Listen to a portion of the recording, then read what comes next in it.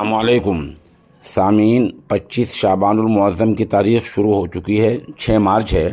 خبر کا عنوان ہے سابق ایم پی اور اس کے ساتھی کو 7 سال کی سزا اور 50,000 روپے کا جرمانہ۔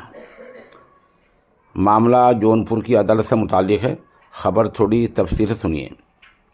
نمامی گنگے کے پروجیکٹ مینیجر کے اغوا اور رنگداری وصولی کے معاملے میں جونپور کی special M P M L A court نے سابق ممبر پارلیمنٹ دھننجے سنگھ اور اس کے ساتھی کو 7 سال کی سزا اور 50,000 روپے کا جرمانہ لگایا ہے۔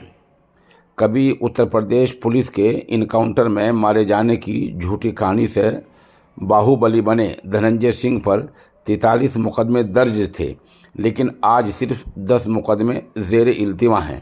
یہ پہلا معاملہ ہے جب دھننجے سنگھ کو سزا سنائی گئی ہے۔